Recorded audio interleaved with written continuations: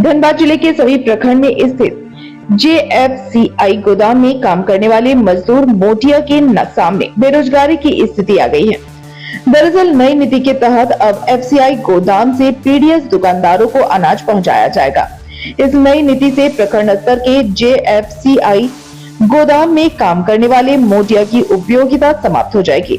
नई नीति के विरोध में जिले के विभिन्न प्रखंड स्थित जेएफसीआई में काम करने वाले मोटिया विरोध जताते हुए रणधीर वर्मा चौक से अनिश्चितकालीन धरना शुरू कर दिए हैं। जेएफसीआई गोदाम में काम करने वाले मोटिया ने बताया कि वर्षों से जेएफसीआई गोदाम में काम कर रहे हैं। उनका काम है अनाज को पीडीएस दुकानदारों के यहां पहुंचाना।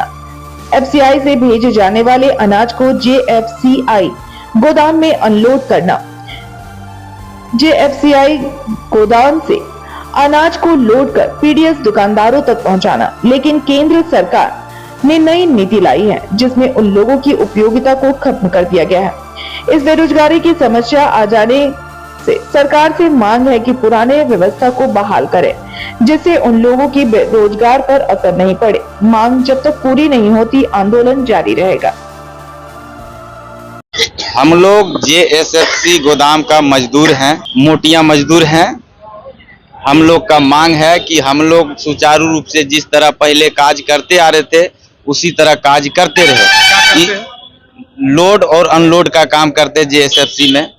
और अभी केंद्र सरकार से सचिव महोदय के आदेशानुसार हमारे जिला में नगर निगम के 4 गोदामों में प्रभाव पड़ा है कि डोर स्टेप डिलीवरी जो है एसएफसी से होता था वो आज एफसीआई से डीएसडी किया जा रहा है।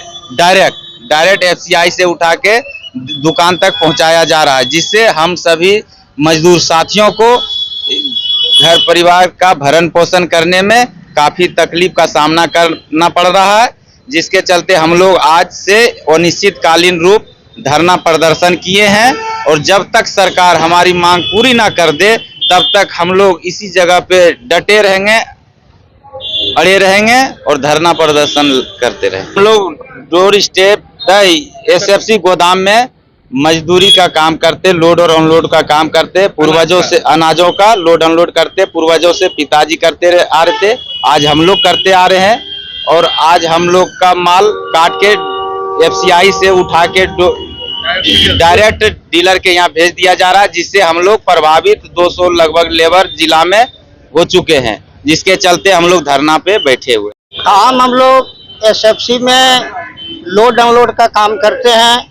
गाड़ी जो जाती है धनबाद से बड़ा ट्रक में उसको खाली करके गोदाम में रखते हैं, छोटा गाड़ी में इस पर डीएसडी के द्वारा डीलर के यहाँ पहुँचाते हैं। ये काम हम लोग विगत वर्षों से करते आ रहे हैं।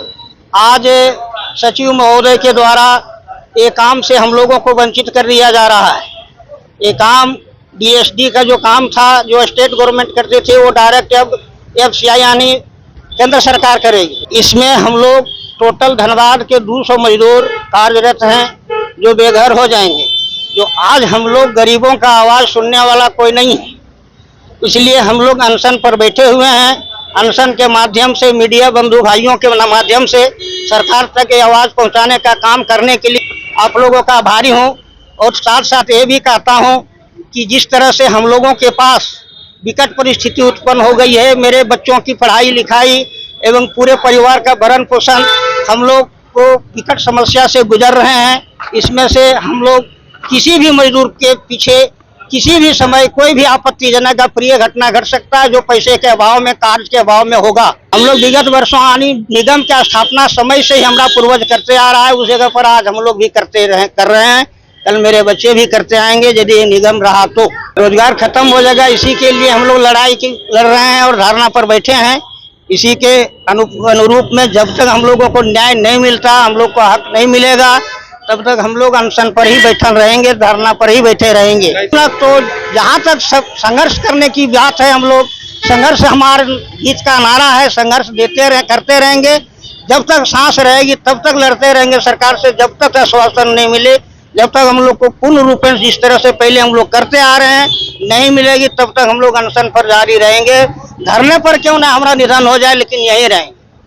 अभी काम बाधित करके हर जगह हर व्यवस्था हर तंत्र को लिख के हम लोग अप्रूवल कर दिए हैं और उसके बाद हम लोग इस धरना पर बैठे हुए हैं।